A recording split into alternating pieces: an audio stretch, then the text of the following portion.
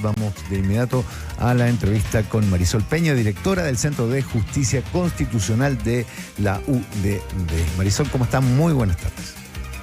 Hola, ¿qué tal? Buenas noches. ¿Cómo estás, Rafael, Carla? Hola, Marisol. Muchas gracias por estar con nosotros. Una voz muy experta en estas materias, así que vamos a ir de inmediato a lo que está ocurriendo con la discusión pública. El gobierno está intentando hacer algunos cambios a nivel constitucional para asegurar algunas reformas en materia de seguridad. ¿Qué le parece aquello? Algunos ponen en duda de que esa sea la vía, otros dicen que esto pone en riesgo la institucionalidad, otros no quieren abrir la puerta a cambios a la Constitución. ¿Cómo lo observa, Marisol? Bueno, lo primero es que debiéramos decir que desde el punto de vista de la teoría constitucional hay que distinguir muy bien lo que es materia de reforma constitucional de lo que es materia de ley.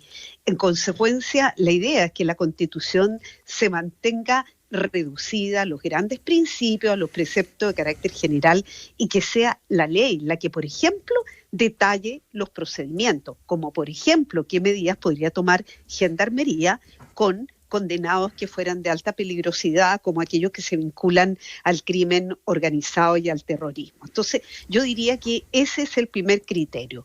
El segundo criterio es tener en cuenta que nuestro país ya rechazó, tanto en el año 2022 como en el 2023, cambios bastante sustanciales a la Constitución, y más bien lo que la ciudadanía indicó mediante los respectivos plebiscitos es que prefiere mantener este texto constitucional sin perjuicio de ajustes quirúrgicos que vayan siendo necesarios. Entonces la pregunta que viene restando ¿es este un cambio quirúrgico necesario que justifique justamente activar el procedimiento de reforma? Yo creo que esa es la esencia del debate al que estamos enfrentando. Ya, a ver, pero hay también, un par de cosas interesantes. Escuché al exministro Luis Cordero diciendo que básicamente las reformas que se habían propuesto, no las que están ahora, sobre las inhabilidades y las restricciones que se ponían a las personas condenadas, no podían, él dijo, como asesinarlos civilmente, es decir, condenarlos a no tener derechos. Y por otra parte, escuché a Verónica Undurraga, abogada, fue parte de la Convención Constituyente, etcétera, decir que esta mezcla, esta intención de poner al TC, al Tribunal Constitucional, al margen de decisiones sobre la constitucionalidad, era una violación flagrante de la división de poderes de una democracia. Bueno, lo primero es contestarle a la profesora Verónica Undurraga, presidenta de la Comisión Experta en el segundo proceso constitucional, que esas aprehensiones aparecen ya injustificadas a la luz del proyecto que hace un rato atrás, ya se ha presentado al Congreso Nacional. No hay en el proyecto que se ha presentado ninguna norma como aquella que circularon en los medios de comunicación vinculados a lo que podríamos llamar un primer borrador, y que de alguna manera amarraban de manos al Tribunal Constitucional para examinar la constitucionalidad de ciertas normas contenidas en la misma reforma constitucional. Por ejemplo, ¿cuáles? Que en ningún caso las inhabilidades, Rafael, a las que usted se refiere, que se pueden imponer a las personas condenadas por este tipo de delitos que estamos comentando, podía entenderse que afectan la esencia del derecho, o sea, que inciden en lo que es el núcleo fundamental de protección constitucional de los respectivos derechos, como podría ser, por ejemplo, el derecho a la educación, el derecho a la salud, etcétera.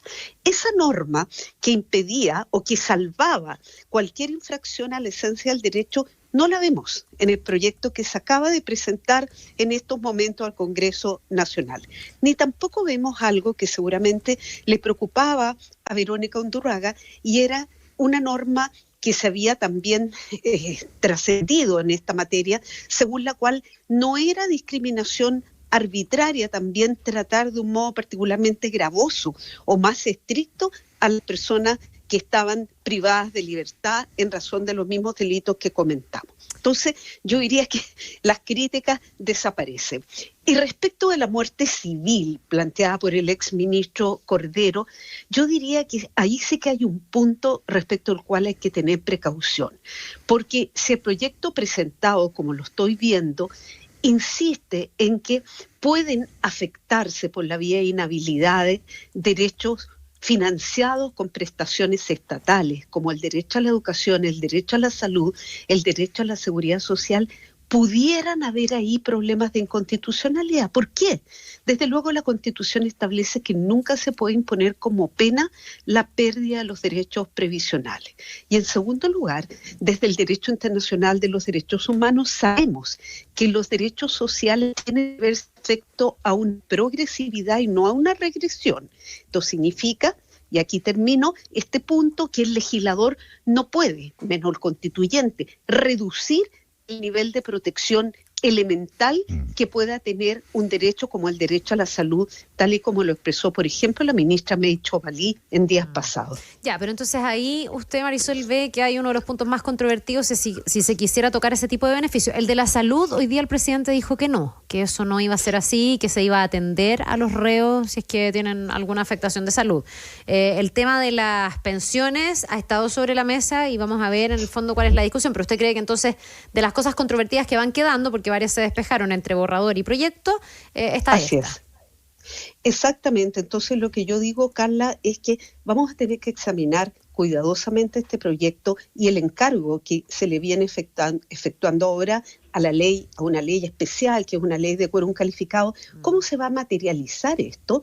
Porque si se llegara a requerir al Tribunal Constitucional como en una impugnación de este tipo, pudiera ser que el Tribunal Constitucional tuviera en cuenta elementos como los que acabo de señalar para declarar una eventual inconstitucionalidad. Marisol, ahora, todo esto, el borrador y estos cambios a la Constitución para poder garantizar ciertas materias de seguridad que para algunos deberían quedarse en el rango de ley y no pasar a la Constitución, está motivado también por el rol que ha jugado el Tribunal Constitucional en algunas instancias anteriores. Por ejemplo, en escuelas protegidas, con esta idea de que se retrotrae el poder revisar las mochilas de los alumnos y de alguna manera se afecta al corazón de ese proyecto de este gobierno, que ve que puede encontrar un escollo permanente en el Tribunal Constitucional. Y esta vía, la de reformar la Constitución, podría ser una herramienta para no tener caídas de ese tipo. ¿Qué le parece a usted esa argumentación? Y también habiendo estado en el Tribunal Constitucional, ¿cómo ve el rol que está jugando esta institución que ha sido siempre polémica, muy criticadas por quienes no tienen que usarla a su favor, muy utilizada por quienes sí quieren usarla a su favor, y algunos hoy día diciendo que operaría como una especie de tercera cámara? ¿Cómo lo observa? Lo primero es decirles a ustedes y a quienes nos están escuchando que la labor de cualquier tribunal constitucional en cualquier parte del mundo no es nunca totalmente aséptica, no es nunca 100% jurídica, porque el material con el que trabaja una corte constitucional es la constitución política, que es un instrumento político y jurídico. Pero eso significa que es político el organismo o que se deja llevar por mayorías circunstanciales políticas, porque eso es diferente a tener que tener un razonamiento político que inclinarse según quién nominó a las personas en los cargos, por ejemplo. Efectivamente. Cuando yo digo que el Tribunal Constitucional no puede fallar ajeno a consideraciones políticas, por ejemplo, el equilibrio de poderes que existen dentro del Estado, eso es una consideración política, eso no significa necesariamente afirmar que el Tribunal Constitucional actúe políticamente. Lo que ocurre, y esto lo voy a decir porque yo he estado sentada ahí en la mesa donde se adoptan los acuerdos en el Tribunal Constitucional, lo que ocurre es que los jueces en general y con mayor razón los que integran el Tribunal Constitucional tenemos determinadas concepciones del derecho que están afincadas a su vez en concepciones antropológicas, sociológicas, que de alguna manera nos llevan a interpretar el derecho de manera diferente. Por eso, el gran desafío que tiene un Tribunal Constitucional, y aquí evoco a la presidenta actual, María Pía Silva, es darle a sus decisiones una fundamentación que sea exclusivamente normativa, y que esté ajena a consideraciones de mérito, como por ejemplo sería: no es conveniente abrir hoy día la compuerta para ampliar sin más los estados de excepción constitucional. Eso es una consideración política que no cabe en una decisión del Tribunal Constitucional. Y yo no creo sinceramente que esté ocurriendo aquello. En escuelas protegidas lo que vimos es una exacerbación de ciertos criterios provenientes del derecho internacional de los derechos humanos y también de directrices no vinculantes, como son las que llamamos de soft law, que yo no las habría usado. La usaron otros ministros, yo no la habría usado y por lo tanto yo puedo legítimamente discrepar de ese criterio. Pero no es que estén esencialmente prohibidas ni que sean 100% políticas. Ya, pero a ver, y volviendo al punto de la existencia misma del Tribunal Constitucional. En muchos países es la propia Corte Suprema la que decide si algo es constitucional o no. Yo no puedo evaluar, ni sé si se puede evaluar si una es mejor que la otra. ¿Pero es razonable tener un TC cuando hay una Corte Suprema precisamente? Yo estoy absolutamente convencida, Rafael, y agradezco su pregunta, porque la diferencia entre un juez ordinario, como el que llega a la Corte Suprema después de una vida dedicada a la carrera judicial, y un juez constitucional es la siguiente. El juez ordinario tiene que hacer una confrontación entre los hechos de la causa y el derecho. Por lo tanto, lo que hace el juez ordinario es determinar si ese conjunto de hechos debe ser juzgado conforme a determinadas normas, hechos con el derecho. En cambio, el juez constitucional no trabaja en principio con los hechos, trabaja solo con normas jurídicas. Por eso es que la interpretación que realiza el juez constitucional es distinta a la que realiza el juez ordinario, porque los hechos pasan a segundo plano en la justicia constitucional para examinar exclusivamente el mérito jurídico y constitucional de una norma que está debajo de la Constitución. Por lo tanto, a la luz de ese criterio, y desde 1920 en adelante que se crearon los tribunales constitucionales en el mundo, han proliferado, Rafael, precisamente en el entendido que son tribunales para juzgar conflictos jurídicos muy especializados. Ya, Marisol, usted recién decía que uno de los puntos que le parece controvertido es que, o que se va a tener que discutir más, digamos, es que se pudieran quitar beneficios sociales o querer quitar beneficios sociales a personas que están condenadas por la justicia.